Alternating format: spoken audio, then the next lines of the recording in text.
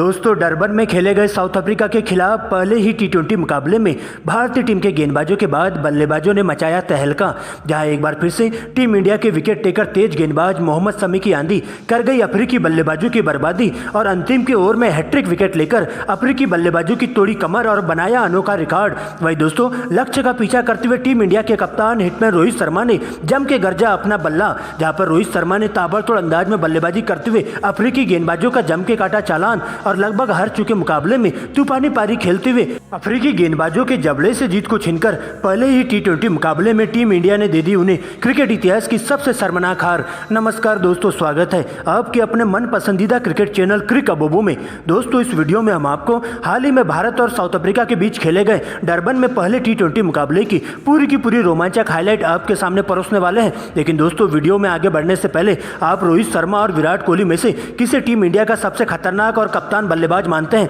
अपने कीमती सुझाव कमेंट के माध्यम से जरूर बताएं। वीडियो पसंद आए तो इसे लाइक करिए, चैनल को सब्सक्राइब करना नहीं भूलिएगा। दोस्तों जैसा कि आप सभी जानते हैं कि हाल ही में कंगारू के खिलाफ 4-1 से टी20 सीरीज जीतने के बाद अब हमारी टीम इंडिया साउथ अफ्रीका दौरे पर आ चुकी है, जहां पर दोनों टीमों के बीच 3 टी20 मुकाबलों की रोमांचक सीरीज खेली जा रही है। और दोस्तों हाल ही में दोनों टीमों के बीच डरबन में पहला टी20 मुकाबला खेला गया, जहां टीम इंडिया की कमान हिटमैन रोहित शर्मा तो वही दोस्तों अफ्रीका के लिए छोटे कटके तेम्बा बाउमा कप्तानी कर रहे थे। जहां दोस्तों भारतीय टीम के कप्तान रोहित शर्मा ने टॉस जीतकर पहले गेंदबाजी करने का फैसला किया था, जबकि अफ्रीका की टीम को पहले बल्लेबाजी करने के लिए आमंत्रित किया था। दोस्तों इसके बाद साउथ अफ्रीका के लिए पारी की शुरुआत करने टीम के 2 विस्फोटक ओपनर बल्लेबाज कप्तान तेम्बा बाउमा और विकेट कीपर बल्लेबाज क्विंटन डिकॉक की एंट्री होती है, जिनके कंधों पर टीम को ठोस शुरुआत देने की जिम्मेदारी होती है। वह दोस्तों भारतीय टीम के लिए पहले ओवर की गेंदबाजी करने तेज गेंदबाज जसप्रीत बुमराह आते हैं, जहां उनका सामना होता है डिकॉक से और पहली गेंद को हल्के हाथों से ढकेलते हुए 1 रन चुरा लेते हैं और तेम्बा बाउमा को स्ट्राइक देते हैं। लेकिन दोस्तों इसके बाद बुमराह के द्वारा एकदम सटीक लेंथ के तहत गेंदबाजी देखने को मिलती है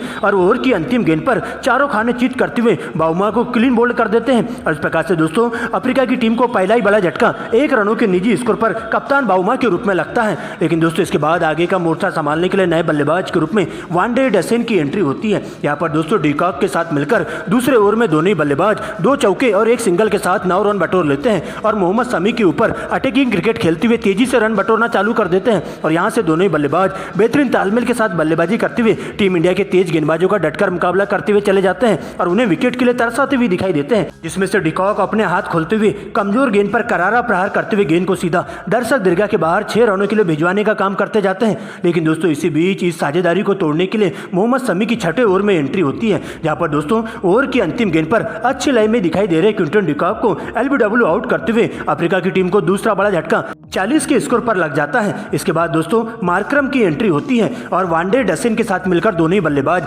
आगे का मोर्चा संभालते हुए काफी संभल कर बल्लेबाजी करना चालू कर देते हैं, जहां पर अच्छी गेंदों को छोड़ते हुए खराब गेंदों को सीधा दर्शक दीर्घा के बाहर पहुंचाने का काम करते जाते हैं और भारतीय टीम के तेज गेंदबाजों के साथ साथ स्पिन गेंदबाजों का डटकर मुकाबला करते हुए उनकी लाइन लेंथ बिगाड़ने का काम करते जाते हैं। यहाँ पर दोस्तों मार्करम के द्वारा 8वें ओवर में ताबड़तोड़ अंदाज में 2 छक्के और 2 चौकों की मदद से सर जडेजा के एक ही ओवर में 20 रन बटोर लिए जाते हैं, जबकि दोस्तों 10वें ओवर में वांडे डसेन भी आतिशी पारी खेलते हुए 3 लगातार चौके जड़ देते हैं और देखते ही देखते दोनों ही बल्लेबाजों के बीच में एक अरसद की साझेदारी भी पूरी हो जाती है, जहां पर मार्करम तो मात्र 24 गेंदों में ही अपनी 50 पूरी कर लेते हैं, जबकि दोस्तों वांडे डसन भी 28 गेंदों में अपना 50 लगा देते हैं। और इस प्रकार से दोस्तों टीम का स्कोर 10 ओवरों की समाप्ति पर 100 रनों के पार पहुंच जाता है। लेकिन दोस्तों इस साझेदारी के ताबूत में कील ठोकने के लिए 11वें ओवर में सर जडेजा की एंट्री होती है, जहां पर दोस्तों आते ही ओवर की पहली गेंद पर अच्छी लाइन में दिखाई दे रहे मार्करम को पॉइंट में खड़े विराट कोहली के हाथों कैच आउट करवा देते हैं। और इस प्रकार से दोस्तों अफ्रीका की टीम को मार्करम के रूप में तीसरा बड़ा झटका 112 के स्कोर पर लग जाता है। लेकिन इसी ओवर की अंतिम गेंद पर सर जडेजा अच्छी लाइन में दिखाई दे रहे वांडे डसन को भी 52 के स्कोर पर एलबीडब्ल्यू आउट कर देते हैं और 116 के स्कोर पर ही साउथ अफ्रीका की टीम को चौथा बड़ा झटका देखने को मिलता है। दोस्तों इसके बाद 2 नए बल्लेबाजों की एंट्री होती है, यहाँ पर दोस्तों क्लासेन का साथ देने के लिए डेविड मिलर मैदान पर मौजूद हो जाते हैं और दोनों ही बल्लेबाज आगे का मोर्चा संभालते हुए काफी बेहतरीन अंदाज में तालमेल के साथ बल्लेबाजी करना चालू कर देते हैं। यहाँ पर दोस्तों कुलदीप यादव के एक ही ओवर में सबसे पहले डेविड मिलर का तूफान देखने को मिलता है और इसी ओवर में 2 चौके और 2 गगनचुंबी छक्के लगाते हुए 20 रन बटोर लेते हैं, जबकि दोस्तों मोहम्मद सिराज के एक ही ओवर में 3 लगातार गगनचुंबी छक्के क्लासेन के बल्ले से देखने को मिलते हैं और यहाँ से दोनों ही बल्लेबाज विस्फोटक अंदाज में बल्लेबाजी करते हुए अपने हाथ खोलना शुरू कर देते हैं। यहाँ पर दोस्तों कमजोर गेंदों को सीधा दर्शक दीर्घा के बाहर पहुंचाते हुए टीम इंडिया के तेज गेंदबाजों के साथ साथ स्पिन गेंदबाजों का पूरी तरह से चालान काटते हुए दिखाई देते हैं और भारतीय टीम के गेंदबाजों को विकेट के लिए तरसा देते हैं और देखते देखते दोनों बल्लेबाजों के बीच में मात्र 22 गेंदों में ही अर्धशत की साझेदारी पूरी हो जाती है और टीम का स्कोर 200 रनों तक पहुंच जाता है। लेकिन दोस्तों इसी बीच 19वें ओवर में बुमराह का तूफान देखने को मिलता है,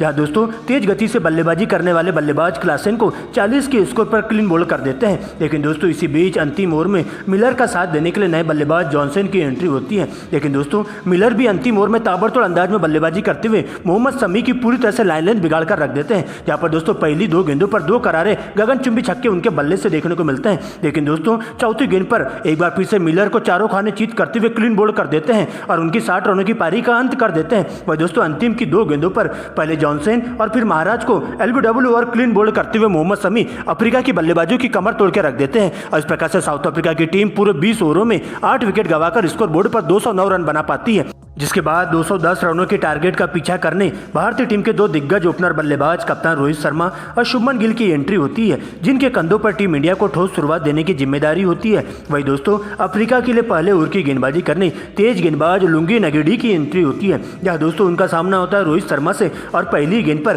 कवर ड्राइव लगाते हुए 4 रनों से भारतीय टीम की पारी का और खुद का स्वागत करते हैं। वही दोस्तों इसके बाद इसी ओवर की चौथी गेंद पर एक और फाइनली की दिशा में चौका देखने को मिलता है। लेकिन दोस्तों इसके बाद तो शुभमन गिल भी दूसरे ओवर में अपने हाथ खोलते हुए दिखाई देते हैं और जॉनसन के ऊपर पूरी तरह से अटैकिंग क्रिकेट खेलते हुए 3 लगातार बैक टू बैक चौके जड़ देते हैं और यहां से दोनों ही बल्लेबाज काफी शानदार लय में बल्लेबाजी करते हुए अफ्रीका के तेज गेंदबाजों की धज्जियां उधेड़ना चालू कर देते हैं और देखते ही देखते दोनों ही बल्लेबाज कमजोर गेंदों को सीधा दर्शक दीर्घा के बाहर पहुंचाने की कोशिश करते हैं और इस प्रकार से मात्र 36 गेंदों में ही दोनों ही बल्लेबाजों के बीच में 50 रनों की अटूट साझेदारी पूरी हो जाती है। इसमें सबसे ज्यादा योगदान भारतीय कप्तान रोहित शर्मा का रहता है, जो कि गेंदबाजों के परखच्चे उड़ाने का काम करते हैं और रोहित का बल्ला तो इस कदर से गरजते हुए दिखाई देता है कि हर ओवरों में चौके छक्के लगाते हुए अफ्रीका टीम के तेज गेंदबाजों पर कहर बनकर टूट पड़ते हैं और दोस्तों 6 ओवरों की समाप्ति पर टीम इंडिया का स्कोर बिना विकेट गंवाए 54 रनों तक पहुंच जाता है। लेकिन दोस्तों इसी बीच 7वें ओवर की पहली गेंद पर भारतीय टीम को पहला बड़ा झटका 54 के स्कोर पर शुभमन गिल के रूप में लगता है, जहां पर दोस्तों नगीडी के द्वारा